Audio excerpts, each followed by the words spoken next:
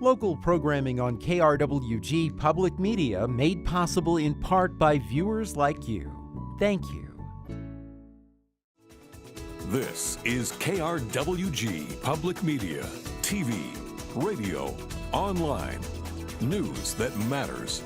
Now, across the Mesilla Valley and the borderland, the stories that shape our community. From the KRWG Broadcast Center at New Mexico State University, this is Newsmakers.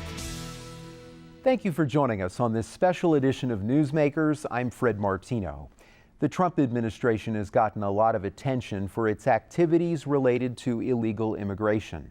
What's often overlooked, the administration is also seeking to reduce legal immigration, and taking action to reduce the number of visas granted is only one of the tactics. In fiscal year 2019, the administration wants to cap the number of refugees admitted to the U.S. at 30,000 from the already lowest number on record, a cap of 45,000 in fiscal year 2018.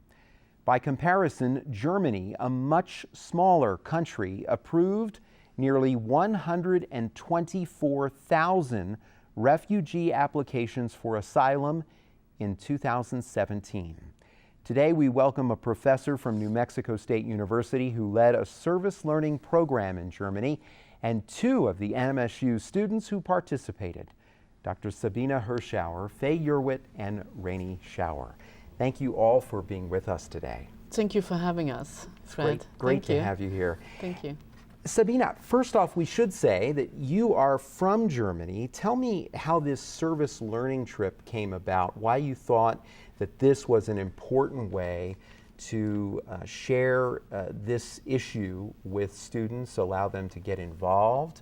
And we should say, as you pointed out to me when we set this up, service learning is not just study abroad. It's not just a study abroad experience. You get involved and you immerse yourself in the issue. Yes, absolutely. So the idea was really that this is not sightseeing, this is not only studying something about a country, but this is really hands-on working, for example, with non-governmental organizations, and to get a really idea what is integration, what is migration, how does this really feel on the ground, how do social workers interact with refugees. So this was very important to understand the reality of everyday migration. And so this is kind of hopefully what my students, this is what I wanted them to experience. Yeah, it sounds like it was an amazing experience, and we're going to hear from the students about their reflections on this.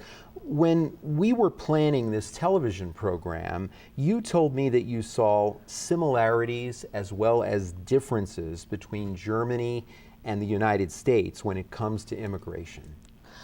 Right. So what we saw when we refer to refugees, when we talk about global mobility or just migration in general, we also refer to Fortress Europe. And so there is this comparison, Fortress Europe and Fortress America. And what does this mean exactly? Who do we let in? Who really finds refuge? And so we have these very interesting similarities, and in particular what we saw this summer, we had family separations in our borderland here. We had this flood of migrants coming here to the United States, but being treated so differently than how they are treated in Germany, for example. So in Germany, they're not being criminalized. They're not criminals. It is recognized that you applying for asylum is your right. There's nothing wrong. This does not turn you into a criminal to apply for asylum. Mm-hmm. And so there is a little bit of a different framework, how we talk about migrants, how we talk about seeking refuge. And so all of this is a little different. Yet we have also very interesting similarities. We have the fear of the other. That is so true here in the United States, but it's also so true in Europe, in Germany. Yeah, of course, many people who are watching this show have seen I'm sure, stories about the fact that there has been a pushback in Germany against the number of folks who have been given asylum. Right. We saw just recently on Sunday, actually, we had an election, a regional election, and we saw for the first time the far-right party moving into the parliament, the Bavarian parliament. Bavaria is a state and Bundesland, part of Germany. It's in the southern part of Germany. So we see that fear of the other that is really reflected in people are fearful of what that change does to their culture, to their way of life. Germany has full employment, has almost underemployment. They are seeking workers, they need workers. We also have the graying of Europe. We have an older population, and the answer to the graying of Europe is migration. So we have that utility, what we call the utility argument. So they need young people, they need immigrants, new people coming into the country. As we do here in the United States. Exactly. And this is one of the, I think, important reasons for us to do this show, is to show that while there is pushback, and that often makes the news, there are also folks who appreciate the incredible contributions of immigrants all over the world, in the United States and in other countries, not just to the economy, but to the culture, to our understanding of each other. It is so important. Faye and Rainey, I want you to reflect on this as well. Similarities you saw, differences you saw, things that you reflect on maybe even to this day after going to Germany. Right, well, it was an enormously impactful experience that gave me a lot to think about, and I think it was vital to be able to place the situation in the borderlands in a global context, and to consider the American legacy of immigration as the melting pot. But similarities and differences. Xenophobia seems to be on the rise everywhere as we see a global shift toward right-wing governments, like seems to be happening in Bavaria. It's understandable, the push against this perceived otherness. I would say it has a lot to do with Islamophobia, which the US is no stranger to as well. But what it comes down to is security and the fact that nobody wants to leave their home. And I mean, similarly to Southern American migrants looking for ways to support their family and escape violence, people who come to Germany, who come to Greece, who come to Italy, just want to be safe, and they're human beings. And that sounds so cliche, but that really is one of the most important things to get from an experience like this, is just the humanizing factor. Yeah. And being exposed to different cultures and seeing, okay, this is not different. We should work together and just be welcoming. Yeah. Be welcoming. And just feeding off of that, the humanization factor. It's so easy to sit there and listen to the news and hear people talk over and over again, oh, they're immigrants and all of this stuff that's just reducing people down to one word, an immigrant. And it's something that we saw in Germany, and it's something that I've seen here because we went to an event before we left for Germany to sort of get some more context for the border. We went to an event called Hugs Not Walls between the US and Mexico, and it's 3 minutes. You can sign up and you can visit with family and give hugs, and it's just so emotional, and it makes you really realize that these are human beings, and that's something that we forget a lot, and it's something I've thought about a whole lot, being here now and seeing what was going on in those camps and hearing from other people at other camps what was happening with immigrants in Germany. They're human beings, and I know sometimes bureaucracy gets in the way of that, and that was a huge factor with Germany, with the United States, and even other countries. Yeah, absolutely. Sabine, give us a sense, as we talk about this, certainly this isn't an issue all around the world, but we have been facing, particularly for the last 2 years, an escalation in the heated rhetoric over immigration. Give us a sense of how the Trump era has been received in Germany and elsewhere, and what this is doing to our image all over the world. Yeah, so as Germany is also struggling with that influx of refugees. So just to give people an idea, Germany in 2015, this was really the peak of that what's labeled migration crisis, but this labeling is also is not accurate. But we saw around 900, so Germany just took 900,000 refugees in 2015. So that is a staggering number. If you just compare it to us, this is more than what the United States took in within 10 years, for example. I mean, just a comparison. So this is really staggering. And then how Germany tried to deal with it, it is really from the bottom up.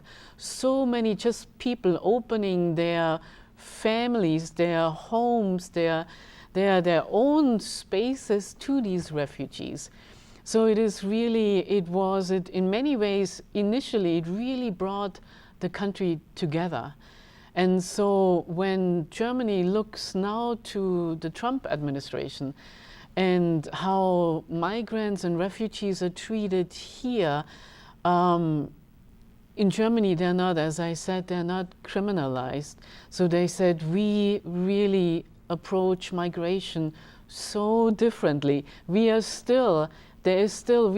equally afraid. We equally have, how do we deal culturally? How do we deal with a population that, is different from ours?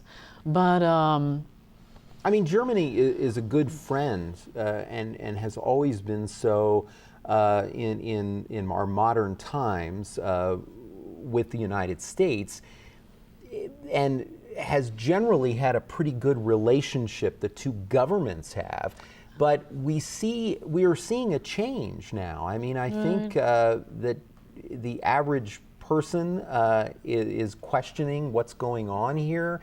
The governments are questioning what's going on. I mean, I even had seen some video of at the UN, Germans kind of laughing at President Trump with some of the comments he was making. Right. This is really, to some people, extremely concerning. Right.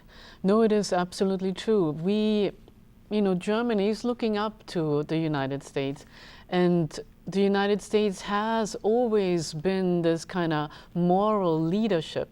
And so now we have the Syrian conflict. So we have these people that need to escape, flee Aleppo. They go into these inflatable boats, going through across the Mediterranean. This life and death situation, really risking their lives. So many people died. I have friends and families in Germany. They actually refer to the Mediterranean as the mass graves. They said, we do not want to go on vacation there anymore because the images we see and the horror people go through, we cannot justify and then going on vacation there. So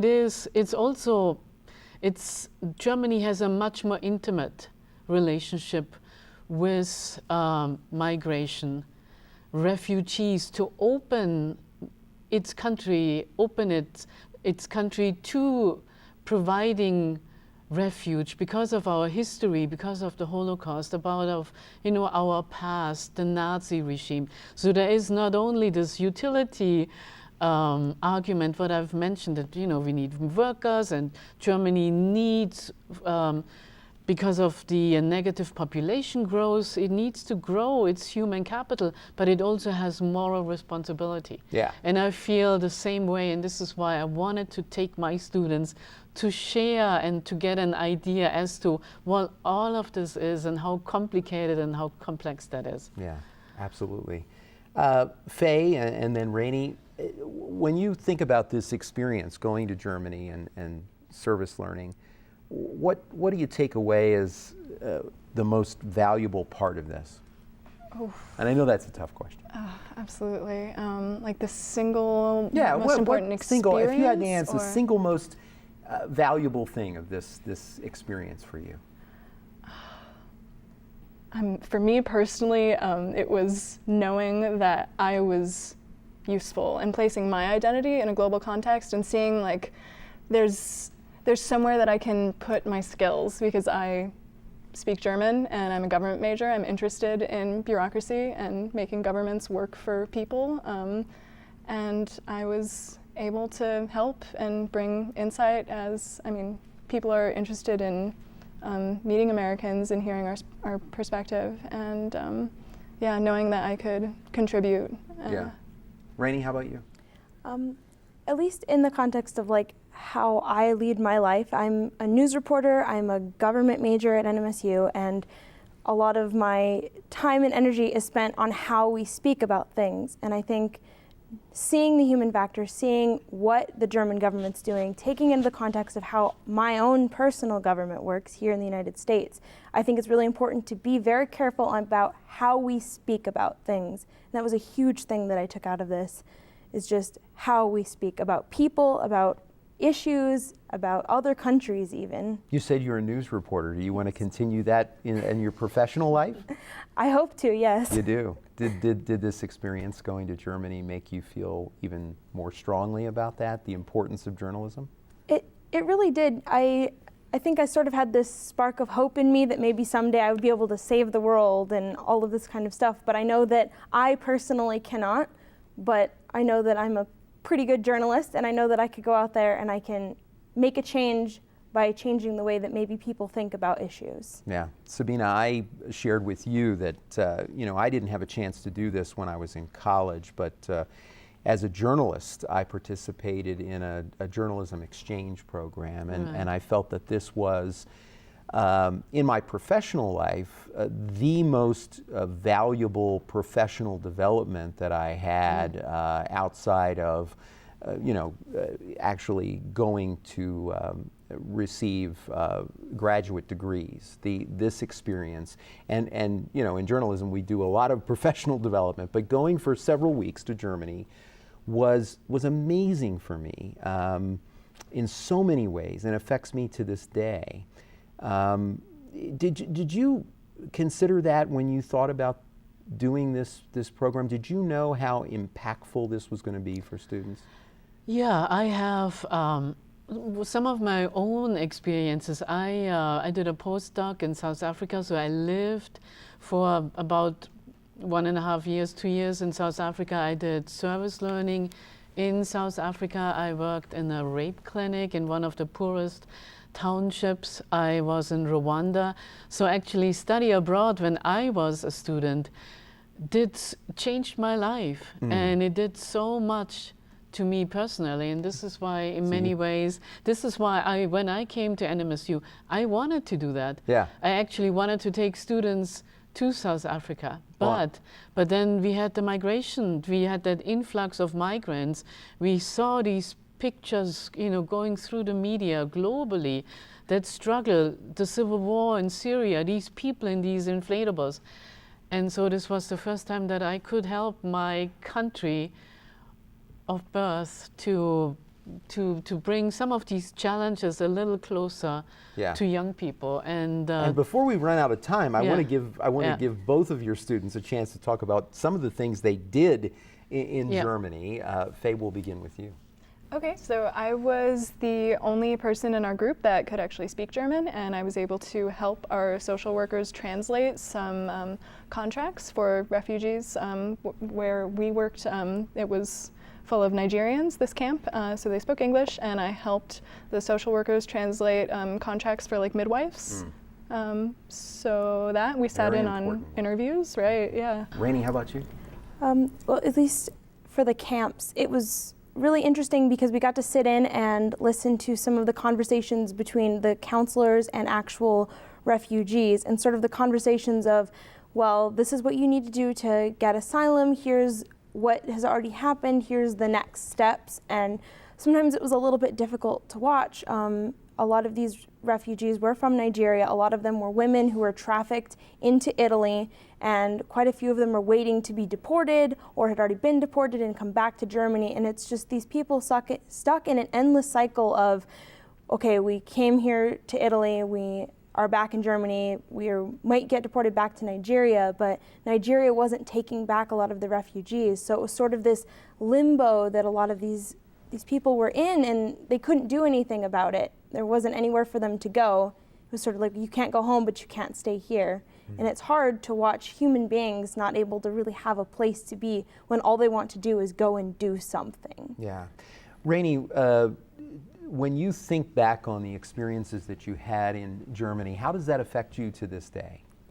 I think a lot of my experiences in Germany were difficult to process right away. I think now I've sort of thought about it. I know it was a lot emotionally, watching people get thrown around, and even visiting Dachau, which we did during our time there. It's sort of a reflect back almost. It was a lot of emotions and a lot of thinking and a lot of, why is this happening? Mm-hmm. But I think right now it's really easy to think of it as sort of like, what can we do about it, and how can we stop it from happening here in the United States? A takeaway from this, yeah. Sorry. So Faye, how about you? I mean, when you think about this today, how it affects you today?